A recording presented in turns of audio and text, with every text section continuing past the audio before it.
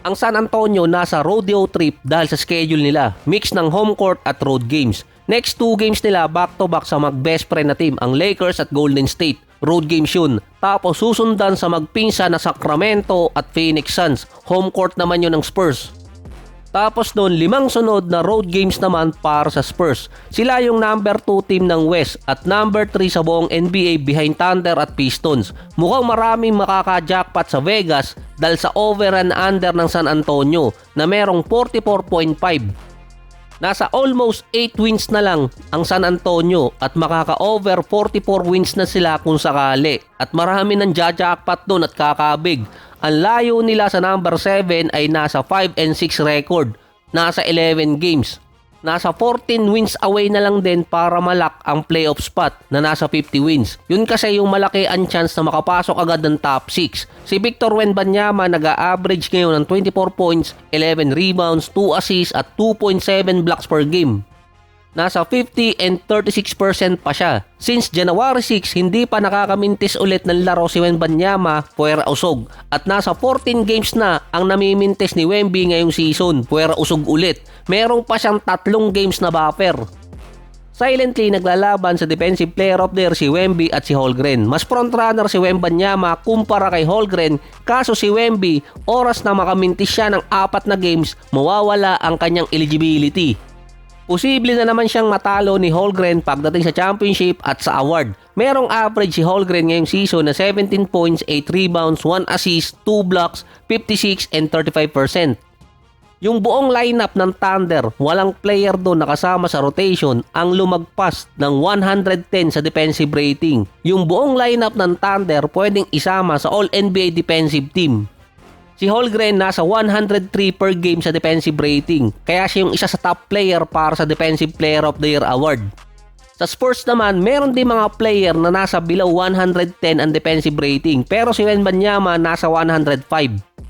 Si Wemby yung consider the best defensive player ng San Antonio at nanalo ng Conference Defensive Player of the Month. Tiwala pa rin yung iba na si Wemby ang iboboto kung sakaling makumpleto niya yung 65 games limit. Kaya lang naman nawala yung tiwala ng iba kay Wemby nung start ng season dahil nga nagkaroon siya ng injury. Buong season din dinispat siya ng San Antonio ang OKC. 4-1 record ang Spurs kontra sa OKC sa regular season series.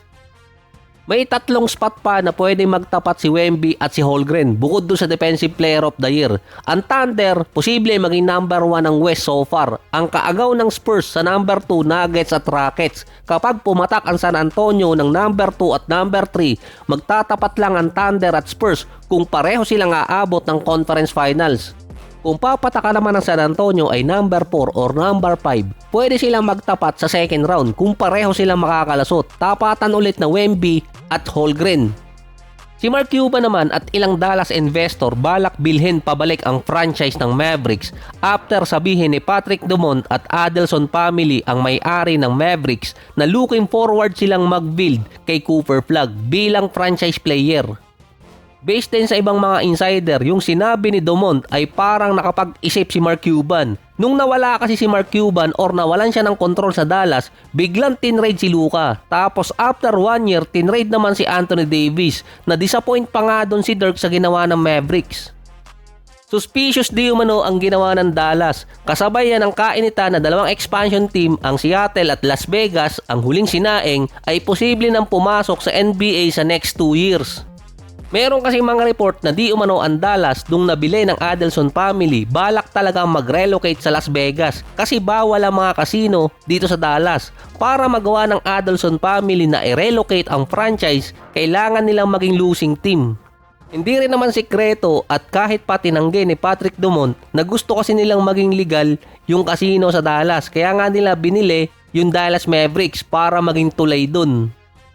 Pagkabenta pa lang ni Mark Cuban, yun lang ang inikutan ng story nun, na gusto niyang maging partner yung Adelson family. 2 teams na ang nagtangka dating mag-relocate sa Vegas, ang New Orleans Pelicans na na-deny ng NBA at yung Minnesota. Noong time na yon, binili ng tatay ni Lexi, si Mark Lore at Alex Rodriguez.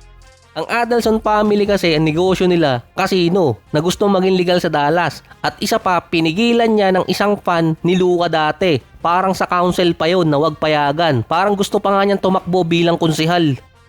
para masagip ang Dallas.